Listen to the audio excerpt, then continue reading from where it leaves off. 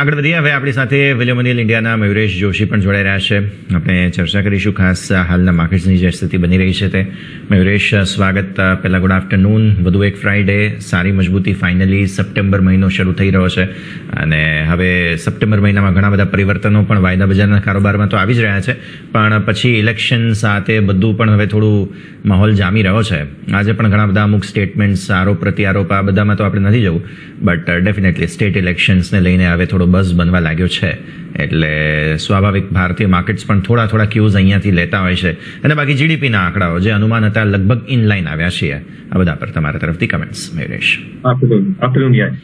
પહેલા I think GDP આંકડા ઉપર વાત કરીશ. 7.8 little bit below expectations, 8.5, પણ તમે આ કોન્ટેક્સ્ટમાં જો કે I think rest of the world economy, China grew at 6.3, Indonesia 5.1, Russia 4.9, fastest growing economy in the world for the last quarter. That is why I think the trend will probably continue. The rest of the world, specifically developed pack, is going to go through a recessionary trend. આમાં જેવી રીતે હું પહેલા પણ કહેતો હતો કે આઈ think જે એક્સપોર્ટ ઓરિએન્ટેડ સેક્ટર્સ છે એમાં ડેફિનેટલી થોડું હિટ આવશે ઇન ટર્મ્સ ઓફ સોફ્ટનેસ, પણ આઈ થિંક જે ડોમેસ્ટિક ઓરિએન્ટેડ સેક્ટર્સ છે ઓબ્વિયસલી ત્યાં આઈ થિંક એક સ્ટ્રેન્થ યથાવત રહેશે. તો મારા હિસાબે આઈ થિંક જે ટેક્સ કલેક્શનના નંબર્સ છે, આ fiscal deficit should also be very much under control. થોડું આઈ થિંક જે એક્સપેક્ટેશન આપણે બાંધીને રાખાય in terms of overall earnings growth એ થોડી આઈ થિંક સોફ્ટર સાઇડ પર આવી શકશે, but still it will be relatively better compared to the rest of the emerging pack and the rest of the globe as we speak. Obviously, I think the risk factors, I think better risk factors are obviously getting flagged off. Ek, I think rains, we have spoken this ad nauseam, but I think if rains probably get delayed in this last few weeks and long period averages, I think ochu badi jaye. So thodo I think in the inflationary risk pachu avi jaye. At the same time, I think there is a lot of deficiency in the food bowls of the country. તો I think જે હિન્ટરલેન્ડ જે આપણે કહેવાય rural ઇન્ડિયામાં એમાં deficiency છે. એટલા માટે આઈ થિંક જે રૂરલ રિકવરી આપણે જોયેલી ત્યાં કદાચ થોડું એક બ્રેક લાગી શકશે and that recovery process might again get delayed if this plays out. તો આઈ થિંક એ વોચ આઉટ કરવું પડશે because this can have both trends in terms of how the economy probably expands. એમાં થોડું breakage લાગી શકે અને rural economy if it slows down ક્યાં ના ક્યાં જે કન્ઝમ્પશન ફોકસ સેક્ટર્સ છે including FMCG, paints, auto-focused rural stocks, rural themes itself. એમાં થોડું I think એક pressure point આવી શકશે in the second half. And second, જેવી રીતે તમે rightfully કીધું, I think elections. I think કેટલા populist moves આવશે in the next few months. I think this is to be seen as well, which the markets are bracing for. તો મારા હિસાબે broader markets have definitely outperformed. જે price earnings multiple છે is sky high now. I think it's becoming very risky with every passing day. આટલા માટે I think થોડું stock અને sector specific activity કરવી જોઈએ. For medium to long term investors, wait for pullbacks. I think don't get attracted ki I've missed out a market rally. Next 5, 6, 10, 20, 30 years belong to India. But pullbacks they rather because you don't want to get caught on the wrong. Clearly તો આ પરિસ્થિતિ અહીંયાથી ખાસ બનતી આપણને જોવા મળી રહી છે, નજર રહેશે. સો ફાર મયુરેશ, આજના દિવસની સ્ટોરી ઓબ્વિયસલી ઓટો સ્ટોક્સ છે, એટલે ચર્ચા કરીએ. જે નંબર્સ આવ્યા છે સો ફાર ઓલમોસ્ટ ઇન લાઇન છે. કમર્શિયલ વ્હીકલની અપસાઇકલ હજુ પણ સરસ યથાવત છે. ટ્રેક્ટરમાં ડેફિનેટલી થોડી બ્રેક છે. ઓબ્વિયસલી એલનીનો આપણે જોઈ જ રહ્યા છીએ, સેકન્ડ હાફમાં થોડી ઇમ્પેક્ટ છે અને મોન્સૂન ઇમ્પેક્ટ થઈ છે જેની અસર ઓગસ્ટના સેલ્સમાં થઈ છે. બાકી આ વખતે તો શિયાળા અને ચોમાસાની બદલે ઉનાળામાં પણ લોકોએ ટ્રેક્ટર્સની ખાસી એવી ખરીદારી કરી હતી. મયુરેશ. એબ્સોલ્યુટલી. તો મારે સમય આઈ થિંક તમે જોશો કે આઈ થિંક M&M નું જે ટ્રેક્ટર ડિવિઝન છે, ફાર્મ ઇક્વિપમેન્ટ ડિવિઝન જેને કહેવાય, or even escorts, both of them have hinted mid single digit growth. So I think companies પણ બહુ optimistic નથી when it probably comes to tractor sales for the better part of this year. અને આટલા માટે I think જે tractors નું એક valuation છે એમાં થોડી આઈ થિંક બ્રેક લાગી શકશે. Obviously, I think જે બીજા divisions છે, escorts માટે I think railways, construction equipment, and a whole host of these players now are providing tractors or even tillers to construction equipment companies, જેમાં infrastructure growth is expected to continue at a very strong pace. તો આજે આ business legs છે, they will grow. core tractor બિઝનેસમાં mid single digit ગ્રોથની I think એક અપેક્ષા રાખીને ચાલી શકાય, જેના કારણે I think overall numbers consolidated basis ઉપર યર ઓન યર બેસિસમાં આઈ થિંક થોડું એક સોફ્ટનેસ જોવા મળશે. પણ obviously I think state is trying to take that into cognizance कि reservoir levels ठीक ठाक છે. If it does rain, and I hope it does in the next few weeks, જે રાબી season છે એમાં એક offtake વધી શકશે. And in the next year itself, I think emission norms avana che even for tractors below 50 horsepower. So Kyanaki, I think when you're talking about the next season itself and the beginning of next season, je kharif season che, last quarter, first quarter of next year, એમાં થોડી pre buying તમારે definitely જોવા મળશે as these emission norms start kicking in. તો મારી હિસાબે I think short term pain છે, medium term outlook remains good. છે અને આવી સ્થિતિમાં આજે 250 સુધી જઈ અને પછી અત્યારે 233 પર છે. આઈટીડી સિમેન્ટેશન, મયુરેશ, સમજવાનું રહેશે એક ઓર્ડર અપડેટને લઈને, સમાચારોને લઈને એક્શનમાં સ્ટોક. ઓર્ડર્સ મળતા રહેતા હોય છે આ બધી કંપનીઓને. એવું નથી કે આજે જ પહેલો ઓર્ડર મળ્યો છે, પણ રિએક્શન જે પ્રકારે આ સ્ટોક્સ આપી રહ્યા છે તે આપણે ખાસ સમજવાનું રહેશે અહીંયા. આ વર્ષે હજી સ્પેશિયલ છે યશ, ફોર ધ સોલ રીઝન કે નેક્સ્ટ યર આ ટાઈમમાં ઇલેક્શન્સ આવવાના. આ ટાઈમ એટલે March, April quarter में elections आवाना है. Yes. And I think a lot of pre-ordering will happen before the December quarter. So I think this year is going to be an exceptional year ordering the हिसाब. બીજી વસ્તુ I think a lot of these companies are looking at an exponential growth. આજે તમે ITD Cementation જો, NCC જો, NBCC જો, Patel Engineering જો, everybody is expecting huge orders to come in. એના કારણ 20 થી 30% top line growth, margins decent and એટલા માટે operating leverage. So I think purely તમે numbers stack up કરશો FY21, 22, 23 and FY24, જે I think એક degrowth because of COVID જોવા મળેલી 21, 22 માં got recouped in 23. 23 માં પણ I think જે growth આવેલી 22 ના ઉપર was significant. આ વર્ષે જે growth આવશે will be significant to the last year. તો તમે સમજી શકશો કે જે EPS growth છે is compounding. Now the only issue is, will this keep on compounding over the next 4 to 5 years? કારણ કે જેવી રીતે stock prices stacked up છે, because you always consider the next 2 to 3 years in terms of revenue growth. Even if you go by the management say that revenue grows in double digits in the next 2 to 3 years, Kyanaki, I think pricing in terms of that growth, the stocks have started doing right now. કઈ પણ disappointment આવી જાય એક quarterમાં, so I think entire reversal થઈ શકશે because of any issues, execution હોય, થોડી softness in order wins for the past few quarters, receivable days વધી ગયા. So એના માટે I think they are fully priced as we speak for most of these players, say infra હોય, construction equipment players હોય, or the otherwise.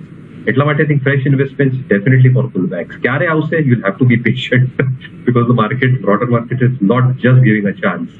But I think time will come. I think એવું નથી કે એક linear wayમાં જ market વધતું જશે. એટલા માટે જેવી રીતે હું સ્ટાર્ટિંગમાં કહેતો હતો, I think get that home element out of your head.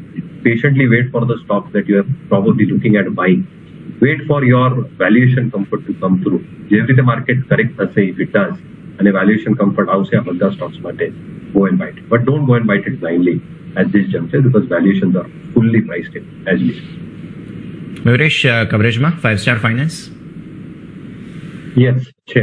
અને obviously I think જે underprivileged members of the society છે એને લેટિંગ કરે છે.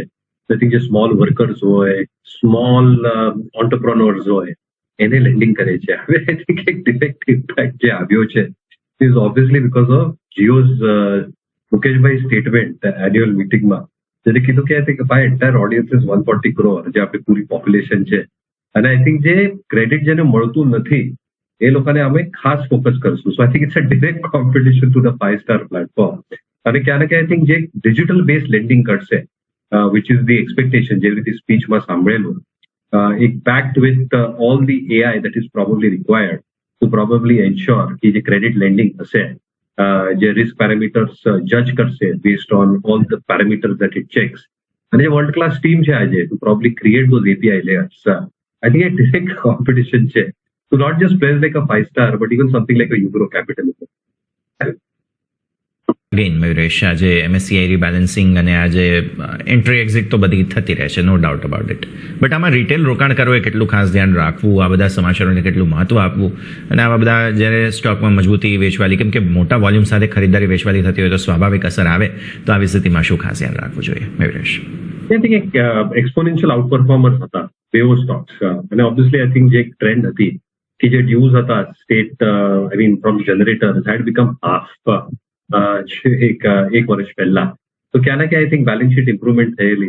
Obviously જે lending થાય છે એ majority government entities ને થાય છે, એટલા માટે NPS ની risk is as good as zero. આશા માટે GNPS, NPS are almost good to negligible. અને આટલા માટે આઈ થિંક જેવી રીતે જીવ્સ પાછું આવી ગયા છે, એસેટ ક્વોલિટીમાં પ્રેશર્સ નથી, વધારે પ્રોવિઝનિંગ નહીં કરવી પડે, એટલા માટે માર્જિન્સ, ગ્રોસ અને ઇબિટા બહુ હાઈ હોય અને કેશ ફ્લોઝ બહુ હાઈ હોય. Because of these elevated cash flows, dividend yield remains extremely attractive for both these counters. તો ક્યાં ના ક્યાં આઈ થિંક જે એન્ટાયર પાવર સ્ટોરી હતી અને હજી પણ છે on the next few years, જેટલી આપણે એક્સપેન્શન કરશો રિન્યુએબલ્સમાં, ઘણી બધી ફાઇનાન્સિંગ લાગશે, both from state entities who are also expanding in a big way. Case in point, NTPC 130 gigawatt કરવાની capacity by 2030. જેમાં almost 70 gigawatt will be through renewables. તો મારા હિસાબે આઈ થિંક ઘણી બધી સ્કોપ છે, અર્નિંગ્સમાં એક્સપેન્શન થઈ ગયું છે, વેલ્યુએશન્સ થોડા મોંઘા છે. તો ડેફિનેટલી આઈ થિંક જેના પાસે હોય હોલ્ડ કરો. Again the same thing might sound repetitive, fresh investments you have to wait for it. BSC brokers ફોરમના ચીફ ઇકોનોમિસ્ટ છે, તેમણે પણ એમ કહ્યું કે હવે જે રીતે એસઆઈપીનો ફ્લો, લોકોમાં જાગૃતિ અને જે રીતે નાણાં મેનેજમેન્ટ, ફિનાન્શિયલ મેનેજમેન્ટ ઉપર જે રીતે ફોકસ છે, સ્વાભાવિક જીડીપીમાં આ સેક્ટરનું યોગદાન જે છે તે વધવું જરૂરી હતું અને ફાઇનલી હવે નંબર્સમાં જોવા મળી રહ્યું છે. મયુરેશ, અને મારી હિસાબે આઈ થિંક એક બેકબોન હોય કઈ પણ ઇકોનોમી માટે, I think the growth of the financial system અને penetration of the financial system specifically in tier 3, tier 4, which means rural focused areas. I think પાછલા કઈ વર્ષોમાં banks and NBFCs have entrenched their presence in all these areas. I think ઘણા બધા જે Jan Dhan accounts ખોલ્યા છે, public sector banks as an example, જે banking system અને સેવાઓ NBFCs specifically micro finance કંપનીઝને I think કરીએ છે, આઈ થિંક ઇઝ કમેન્ડેબલ. અને જેવી રીતે ગ્રોથ હશે along with disposable income, I think એક રિપોર્ટ વાંચતો હતો ગ્લોબલ એજન્સીનો, જ્યાં જે pool share in terms of households improving from the poverty-stricken part to the more sustainable part. હજી પણ growth થશે in the next few years. And I think the number of millionaires, HNI investors, middle class families are going to go in a compounded pace. So I think the consumption patterns બદલશે, જે discretionary spending માટે additional funding લાગશે. I think all this ecosystem will provide. આટલા માટે selective, strong capitalized banks, NBFCs will outperform over a longer period of time. એમાં ખાસ નજર રાખો in terms of banks who are well capitalized. તો મારે હિસાબે I think HDFC Bank પર ડેફિનેટલી નજર રાખવી પડે within the whole space as we speak. I think HDFC Bank માટે ITC જેવું મોમેન્ટ છે આજની તારીખ. 2 વર્ષ પછી આપણે જોશું. My gut feel is that HDFC Bank will outperform any other bank in the next 2.6% ઘટ્યું છે, એટલે સ્કૂટર વધ્યા, EVs વધ્યા, મોટરસાઇકલ વેચાણ તેમનું 2.6% ઘટ્યું છે.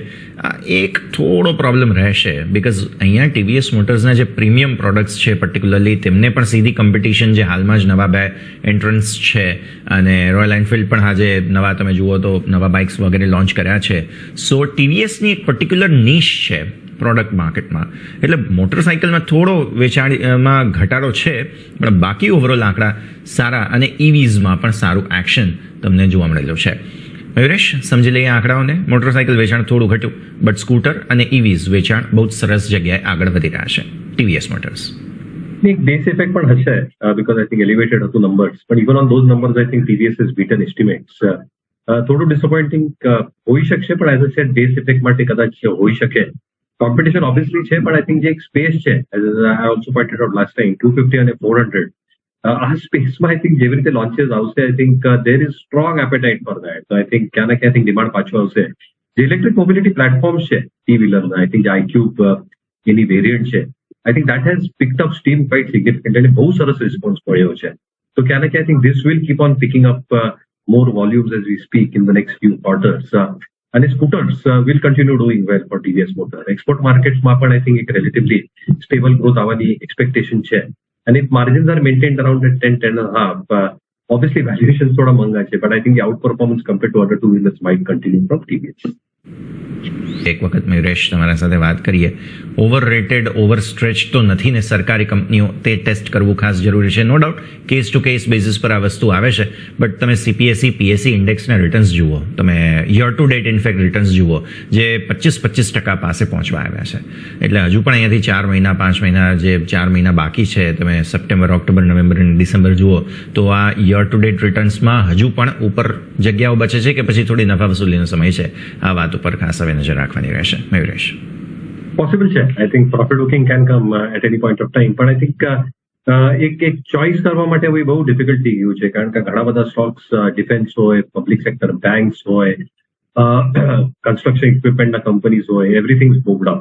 So I think CPSE ETF જે છે, I think the best way to do is to do a SIP. SIP કરો and just forget about it over the next 4 to 5 years.